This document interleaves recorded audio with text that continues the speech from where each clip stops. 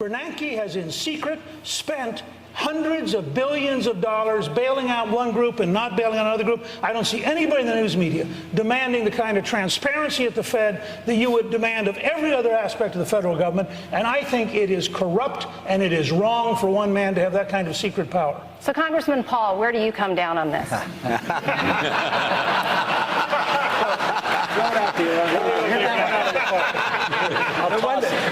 One thing I might say that we have made some inroads on the Federal Reserve. We passed a bill last year. We got a partial, audit of the Fed, and we've learned a whole lot. They were dealing in $15 trillion. $5 trillion went overseas to bail out foreign banks. But you know what? Congress did a lot. I've worked on it for a good many years. But Bloomberg helped and Fox helped. They had court cases, Freedom of Information Act. And there are some, even at this table, who didn't think auditing the Fed was such a good idea, that we could call up the Fed and ask them, and they would tell us what they're doing. I've been calling them up for 30 years, and they never tell me. But we're getting to the bottom of it. But if you want to understand why we have a problem, you have to understand the Fed, because the cause comes from the business cycle. We shouldn't be asking what to do exactly with the recession. Obviously, we have to deal with that, but you can't cure the disease if you don't know the cause of it. And the cause is the booms. When there are booms, and they're artificial, whether it's the CRA or whether it's the Fed easy credit, when you have bubbles, whether it's the NASDAQ or whether it's the housing bubbles, they burst. And when they do, you have to have corrections, and that's what we're dealing with. And we can do this by building coalitions and not sacrificing any principles. Juliana? Thank you, Charlie. Let me go to housing. What would you do? Would you get the federal government out of housing? Yes. Absolutely. I mean, there's no need to. Look at no Freddie Mac, no Fannie Mae, nothing. That's where the distortions come. That's where the moral hazard comes from. That's where the malinvestment, overbuild. It was predictable. You talked about what economists we should look to, and unfortunately, we've been living with Keynesian economics for many, many decades. And everybody who was right about predicting the bubbles were Austrian economists. They said they were coming. And yet they're also saying, and I agree with them, that everything that we're doing right now is wrong. So what we did with the housing bubble, yes, we had too many houses. It was glaring in our face. The bubble was doomed to burst, and it came because of Fannie Mae, Freddie Mac, easy credit, and also Community Reinvestment Act. So who got into trouble? The people who did the speculating, the Wall Street, the derivatives market. They got the bailout. They got privileges. So what happened to the middle class? They lost their jobs. They lost their houses. This whole system is all messed up. And what I hear here is just tinkering with the current system and not looking at something new and different. And it's a free market economy without a Federal Reserve System, with sound money. If you don't have that, you're going to continue with the bubble. And this propping up this debt and keeping the correction. You need the correction. You need to get rid of the malinvestment and the debt. The debt is the burden on the economy. All right, we'll be back. Take a break and be right back. Stay with us from Dartmouth to Hanover, New Hampshire. Congressman Paul. Since the Federal Reserve is the engine of inflation, creates the business cycle, produces our recessions and our depressions, the Federal Reserve obviously is a very important issue. And fortunately tonight we have a former director of the Federal Reserve at Kansas City. So I have a question for Mr. Kaine. Mr. Kaine, in the past, you've been rather critical of any of us who would want to audit the Fed. You said you've used pretty strong terms that we were ignorant and that we didn't know what we were doing. And therefore, there was no need for a Fed audit anyway, because if you had one, you're not going to find out everything because everybody knows everything about the Fed. But now that we have found and we've gotten an audit, we have found out an awful lot on how special businesses get, bailed out. Wall Street, the banks and special companies, foreign governments. And you said that you advised those of us who were concerned and you belittled, you say, call up the Federal Reserve and just ask them to get the PR person. So do you still stick by this, that this is frivolous, or do you think it's very important? 64% of the American people want a full audit of the Fed on a regular basis. Mr. Kaine. First of all, you have misquoted me. I did not call you or any of your people ignorant. I don't know where that came from. I'll get it for you. All right? Now, so you got to be careful of the stuff that you get off the internet, because that's just not something that I have said.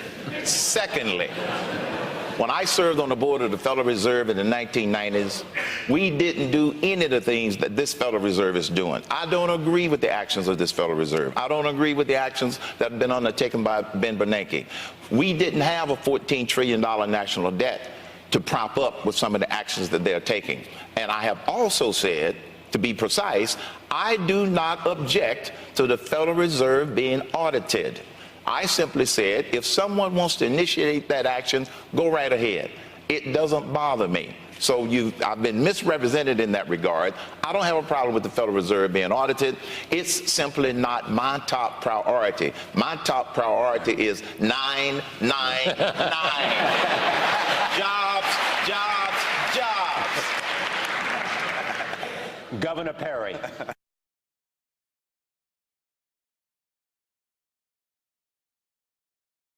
But people who say, well, we ought to audit the Federal Reserve because we don't know enough about it. Well, here's the advice I've given to people who are worried about an audit of the Federal Reserve.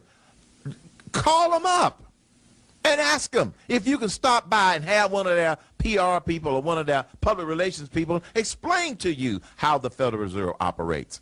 I think a lot of people are calling for this audit of the Federal Reserve because they don't know enough about it. There's no hidden secrets going on in the Federal Reserve to my knowledge. And I tell people, you know, we've got 12 Federal Reserve banks. You find out which district you're in, call them up and go from there. We don't need to waste money with another commission or an audit that's not necessary. Because, folks, we got a lot of other problems we need to worry about. You're listening to the Neil Boortz Show, and this is Herman Cain. This is your official. Mr. Cain, you disapprove of Fed Chairman Ben Bernanke, and we all know that your priority is 999. But one of the most important appointments that you're going to have to make your first year, should you be president, would be Fed Chairman. So which Federal Reserve chairman over the last 40 years do you think has been most successful and might serve as a model for that appointment? Alan Greenspan. Why? Because that's when I served on the board of the Federal Reserve in the early 1990s. And the way Alan Greenspan oversaw the Fed and the way he coordinated with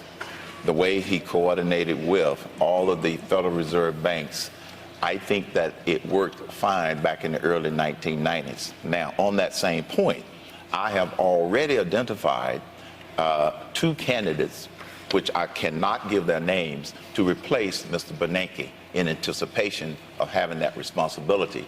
We must narrow the mission of the Fed first. I don't believe in ending the Fed.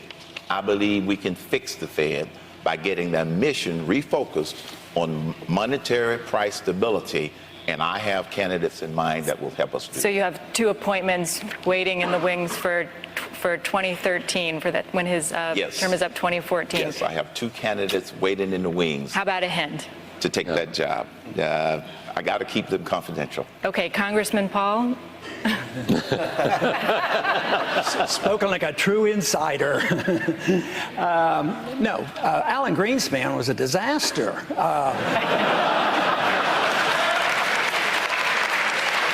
Everybody in Washington, liberals and conservatives, said he kept interest rates too low too long. Of course, the solution was lower them even more, and they think that's going to solve our problem. But if I had to name one person that did a little bit of good, that was Paul Volcker. He at least knew how to end or help, end the inflation. But of course, with my position that I don't think highly of the Federal Reserve, and I think we should have sound money, and we shouldn't have somebody deciding what the interest rate should be and how much money supply we should have. I mean, nobody satisfies me. But certainly Alan Greenspan has ushered in the biggest bubble. And what did we do? We've continued the same thing, doing the same thing. We think the inflation under Alan Greenspan was bad, so we're trying to solve the problem by inflating even further. So Bernanke compounds the problem. He's inflating twice as fast as Greenspan was. But Greenspan Greenspan caused so much trouble, and he used to believe in the gold standard. I think he's coming around to that. And before he retires, he'll write his biography and explain why he's coming back to the gold standard. I want to go from a gold standard to a small business. I just want to add one quick thing. You know, Dodd-Frank obviously is a disaster. It's estimated it's going to cost $1 trillion. But I think one of the reasons we're not getting anywhere, and we're not getting anywhere in Washington, it's a partisan fight. It's a fight over power. Because Sarbanes-Oxley, which was done by the Republicans, it cost $1 trillion too. It's repealed that too. I mean, if you look at what we've done as Republicans, we have caused a lot of problems. To say it's all in these past 2 years, I mean, I think that is so misleading. That's why the American people are sick and tired of listening to the politicians. All right, I want to bring my colleagues in. Right. Karen. Governor Perry. Congressman Paul. My motivation, my goals has always been to promote liberty, believing that's what made America great. If we want prosperity, if we want peace, we understand what the cause of liberty is all about. And we have to understand that a free market system and sound money gives us the prosperity. And it also is the humanitarian program, because once you get into the welfare state and the socialist state, it all backfires. So if you care about people, you believe in liberty, that's what made America great, that's what I want to restore. Senator Santorum.